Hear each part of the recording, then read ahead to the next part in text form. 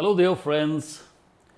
Today we are going to talk about one of the most competitive, one of the most toughest examinations, popularly called the IAS examination, the Civil Services Examination, which is held every year and conducted by the Union Public Service Commission.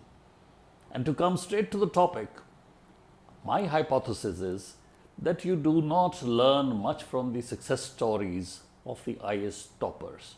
Of course, those people, they've worked hard, they've slogged, they've concentrated, in many cases taken multiple attempts. They richly deserve their success.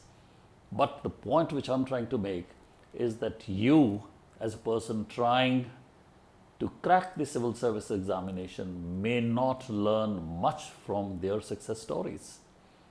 We do not learn much from the fairy tales. Fairy tale endings have magical powers and divine interventions, which unfortunately in this day and age, a youngster like you will not be able to find. So therefore, I'm not saying that those success stories are useless for you, but it is not as if there is a code lying embedded in those success stories which you can pick up and then apply in your journey towards success in the IAS examination.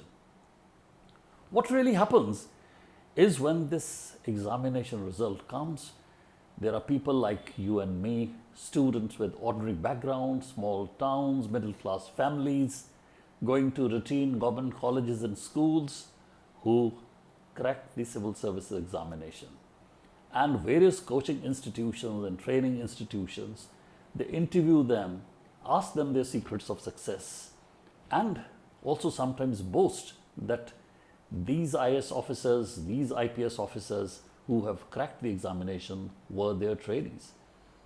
I am not for a moment saying or passing a value judgment on what worth that training was or is. The point which I'm trying to flag is that in order to learn from the experience of others, it is not about the successful ending. It is about seeing the pitfalls which were within their way, how they avoided, how they fell into those potholes, how they came out, how they stumbled, how they crossed the hurdles or avoided those hurdles. Therein lies the lesson for us rather than magical and fairy tale endings. Otherwise, if there were a standard formula for success, then everyone would be applying that mechanically and coming out successful. But where hundreds of thousands, that is lakhs of people, youngsters, very motivated, very intelligent, very hardworking, are applying those postulates, but only a few hundred are getting through. It does not make logical sense that blind application of those so-called secrets of success would ensure that you also crack the examination. So what I would like to say is that we need to be very careful not to be bedazzled by the success stories of others. We give them full credit, but go a little beneath and read between the lines of what they say and see how they were able to circumvent and avoid those pitfalls. So it is about the hurdles they crossed, not the final victory stand photo shot, so to say, outside the UPSC. That is what we should look at. So it is the process which would be more important than the ultimate outcome or the result.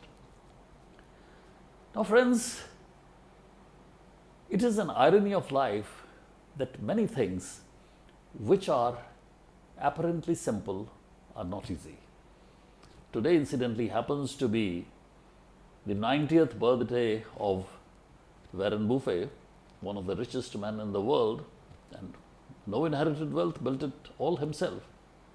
The formula for stock market investing that he proposes is very simple.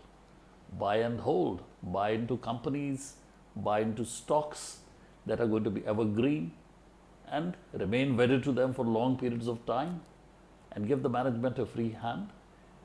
Rely on climate, not weather. Very simple postulate. But how many of us are able to apply the same? The point which I'm trying to make is that things may be simple, but they are not easy. Normally, we confuse that things which are simple are also easy. People want to lose weight. And I could say a balanced diet and a moderate regular exercise is enough. Very simple, but is it easy? Try it and you will come to know. So therefore, we today are going to talk in terms of what are those simple things which are not very easy and which you have to apply consistently and with dedication to get through the civil services examination. Now, what is so charming about the civil services examination? I mean, you have Olympic Games and so on and so forth, but it is a political field. You could have a startup culture, build your companies, be the next Mark Zuckerberg, but there is a aura, a kind of a charisma surrounding the civil services examination as far as the Indian youth is concerned, and rightly so.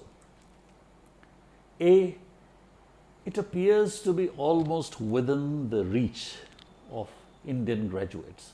So irrespective of the discipline that you are graduating in, the master's degree or so on, irrespective of the educational institution you're going to, and theoretically, irrespective of the medium of instructions, because now you're offered the written examination in Indian languages, major Indian languages. So it all appears to be a very level playing field where every graduate theoretically can take part in this mega marathon and with sheer hard work and dedication crack it and enter into some of the most sought after professions in the country. This whole thing is coordinated and has been coordinated over decades by the Union Public Service Commission, the UPSC, constitutional body, and the system and the credibility of the system is such that this is seen to be one of the biggest merit-driven odysseys which Indian youth can participate in. So therefore, so much within reach, a quantum leap. An ordinary graduate today and taking the examination within a couple of months of the declaration of the result, you are reporting to the Lal Bahadur Shastri National Academy of Administration as an IAS officer trainee or an IPS officer trainee or a variety of central services, not the least being Indian Revenue Service of Income Tax, Indian Revenue Service of Customs, Indian Audit and Account Service. So therefore, a number of services where you can make a career for yourself. So therefore, it is something which people look forward to and it is within reach. The credibility of the system is there. You are allowed multiple attempts and it is not once in a blue moon effort. It is not like an Olympic Games that would come after 4 years. The same process is being repeated every year. So even if you have gone through the process of the interview, in all probability you have already applied for the preliminary examination next year. So that in the unlikely event that you do not succeed in the interview, you are taking the examination again. So what I would like to pose this question, many people ask me, and to put the thing slightly in an autobiographical context, I took the examination when I was in the final year of engineering in the Thapar College of Engineering, doing my electronics and telecommunication. The college was then affiliated to Punjabi University, Patiala. Now, of course, it is a deemed university. And I took the examination in the first attempt. And while I taught in the same college 2 semesters, I not only prepared, cleared the written examination and the interview. And lo and behold, before I was 23, the results had come. And in the month of June 1984, I had qualified to be appointed as an IAS officer. Of course, joining the Indian Administrative Service as a probationer, as we were then called, on the 21st of August 1984 at the Missouri National Academy. Now, I didn't take any coaching. I had hardcore technical subjects like electrical engineering, like physics. But is my story, or a success story if you may like to call it, will it hold any clues for you? Does it mean every person needs to do engineering and take it in the first attempt while you teach? Those inferences cannot necessarily follow. So one question which people often ask me, can you succeed without coaching and training? The answer is yes. Do you think training and coaching helps? The answer is again yes. Now, what these coaching and training institutions do is they give you notes, etc., in a very, very summarized form. Otherwise, you would be required to do a whole lot of research. In this day and age, it is not difficult with internet facilities being there to research and find. When we were taking the examination, we didn't even have easy access to the previous year's papers. I was in Patiala and I remember I had to trudge all the way to English Book Depot, Chandigarh, and hope that the previous year's written question papers were available. Today, you have the facility, but what the coaching institutions do is they tell you about the broad trends. They tell you about what the literature is available and also give you a sense of proportion, which is very important. So therefore, to reiterate, you can easily crack the examination with dedication, hard work, focused study without coaching. The answer is yes. And should you go for coaching, then choose carefully. It is not a magic potion. It is not a golden key. Does not mean that merely because you've enrolled for coaching, you'll succeed. You have to work. Nothing else in the world will work unless you do. So therefore, do coaching if you must. Take professional help if you must. Consult the people from the previous years who've cracked the examination. But remember, at the end of the day, it is your journey.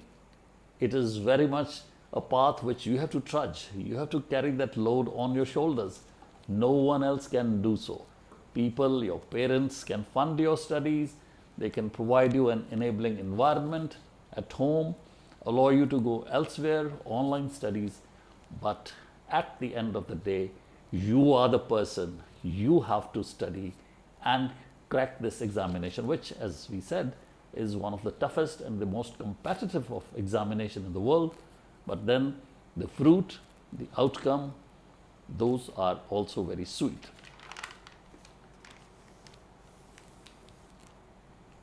Friends, when on one side the results of the civil services examination comes, the youth who top are virtually the heroes and role models for lakhs of youth.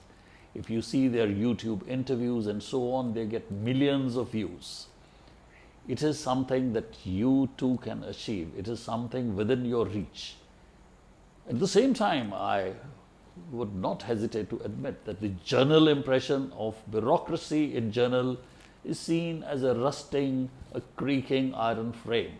But that is another story for another day, as to how highly motivated, highly idealistic young people come into a system through a very tough examination, but the service as a whole somehow gathers the reputation of being politically influenced, something that they are doing things for extraneous consideration, something they are seen as slothful, and in many cases even as corrupt. But as I said, this is another story for another day. What I would like to simply underscore in this talk is that the youth who crack the examination are arguably and deservedly the role models for millions of Indian youth who would look forward and say, hey, if they can do, why can't we? And I totally agree. When I joined the Missouri Academy, I really had an imposter complex. I said, I'm coming from a small town like Patiala. I have not even had a coaching for an interview. I have cleared the examination. What great stalwarts are going to be there in Missouri, and how am I going to mix along with them? And friends, I can say from a position of exceeding humility and from no place of ego, arrogance, or even irony, that ultimately when you go there, you find those people are like you and me, very ordinary people who have worked with focus and determination. So therefore, the best way to motivate yourself, I always prescribe this, is to go to the Missouri Academy when all these people, having cracked the examination, report for the foundation course and see and talk and interact with them, and you will have tremendous confidence that you're as good, if not better, as compared to those.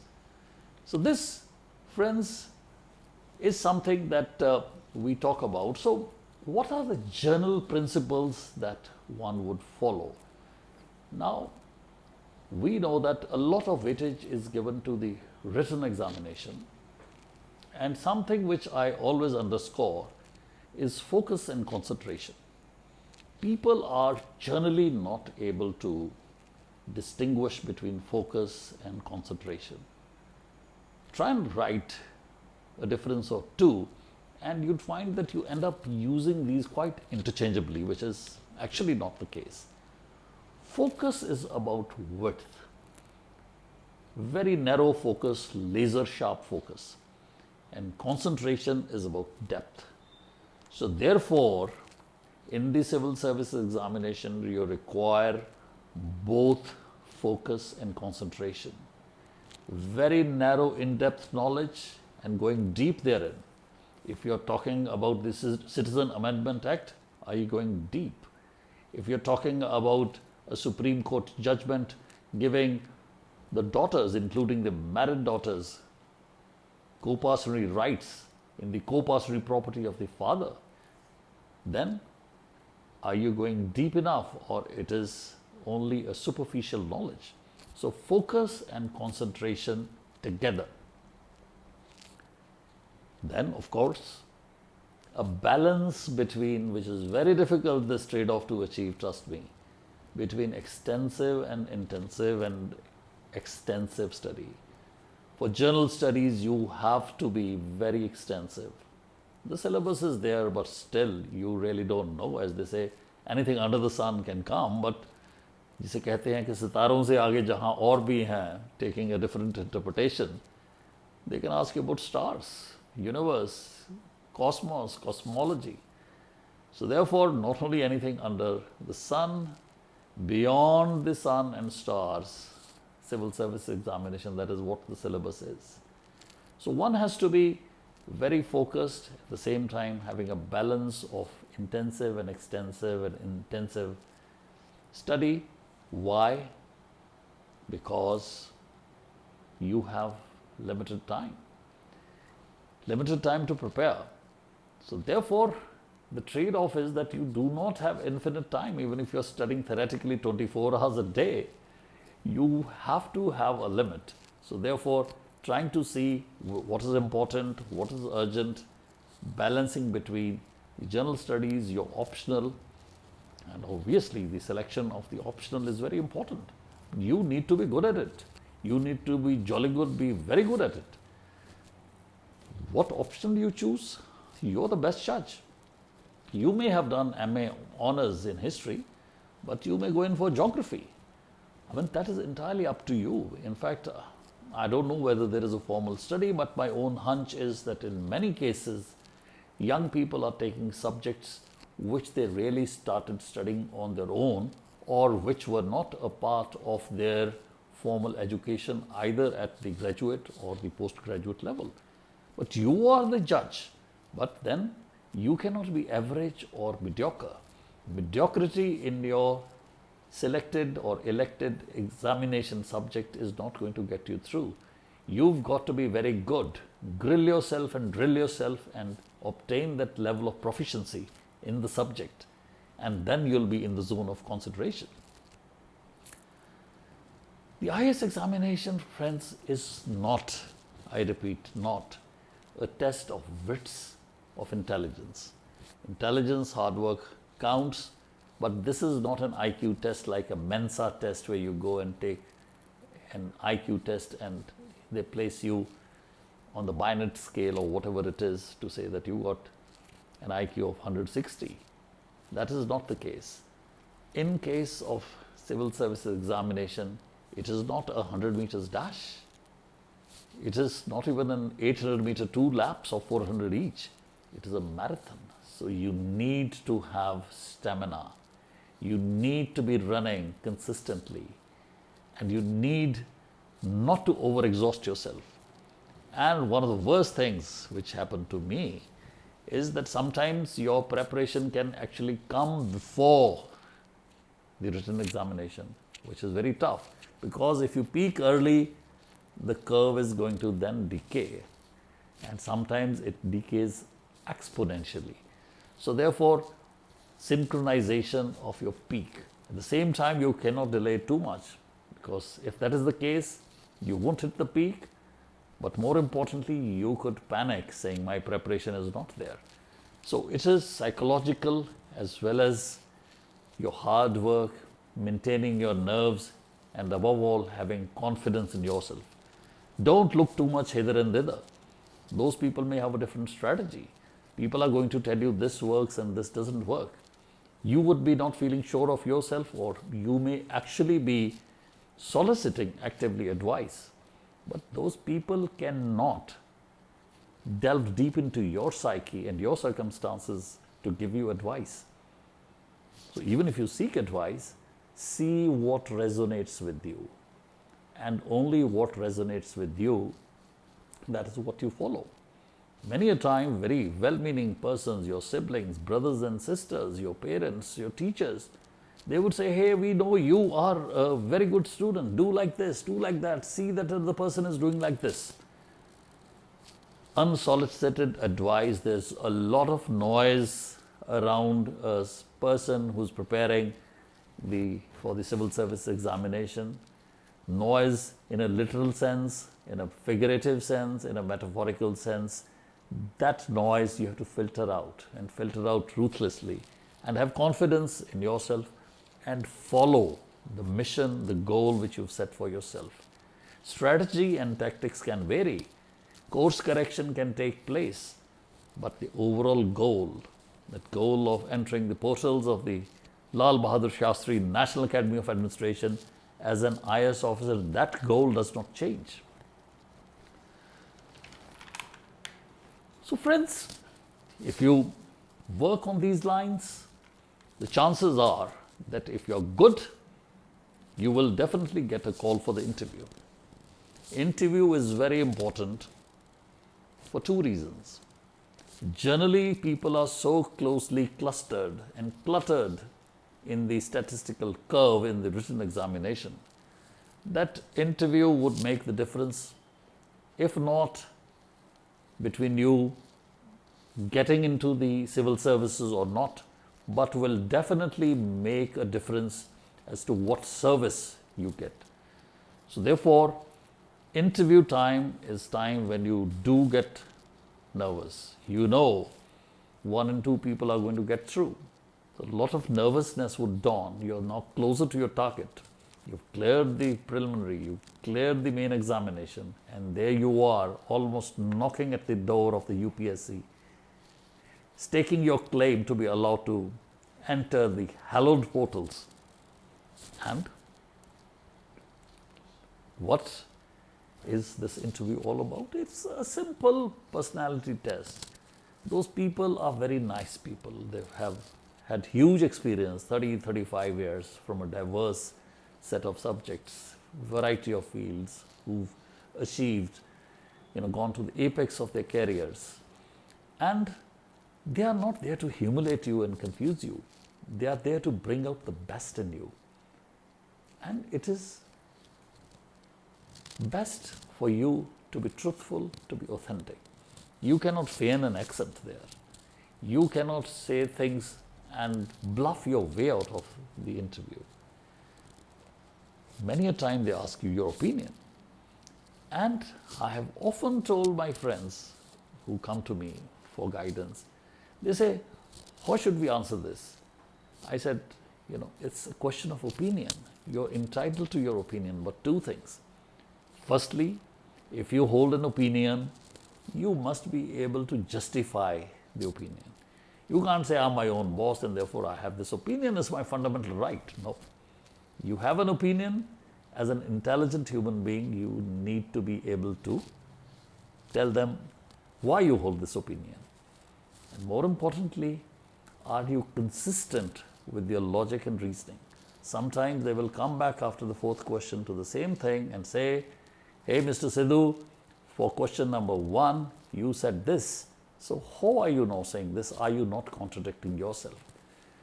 The idea is again not to trap you in logical arguments, but to see whether you're authentic, whether you have a consistent approach, your value system is uniform, and you're not really like a glowworm flitting from here to there trying to illuminate a dark situation.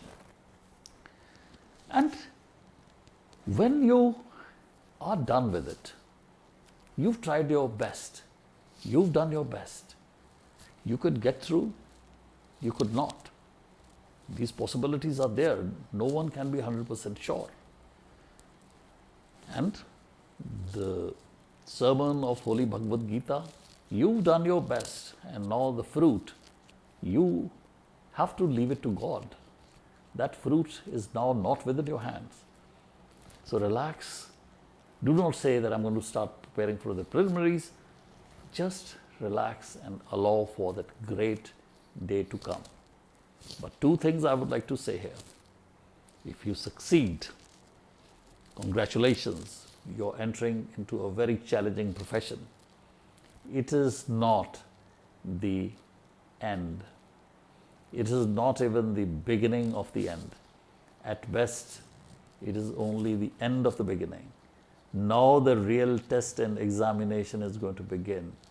People of the great Indian democracy, this population of 135 crores, is going to put the civil servants to some of the toughest tests in their career. And you're looking to 30, 35 years of hard work.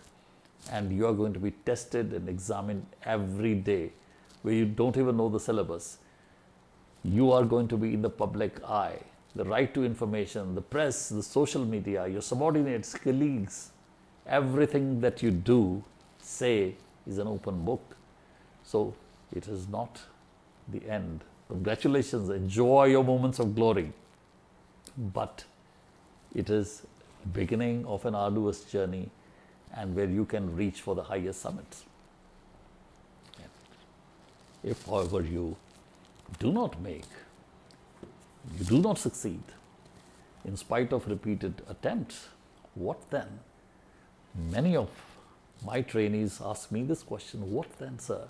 We've tried so hard, we failed. And I say, as I often quote, that the pilgrimage is in the journey, not in the final darshan. Having worked hard, having gained and imbibed that knowledge, having read extensively, you would be a changed person. You would be better equipped to handle the troughs and crests of life. Or as Shakespeare said, to handle the shallows and miseries of life. Because you have prepared, you're disciplined, you have imbibed knowledge. And this is not going to waste, irrespective of the profession you get into. You may get into an academic profession, you may get into other state civil services, you may be in your own startup. But the preparation, if sincerely done, of the civil service examination, friends, is going to stand you in good stead. So these were a few things which I wanted to share with you today. And to summarize, this is a tough and competitive examination. Take advice, but follow what resonates with you. The tips are simple, but not easy to follow. Focus and concentration and hard work. Maintain your balance. Maintain equanimity. And work with a sense of proportion.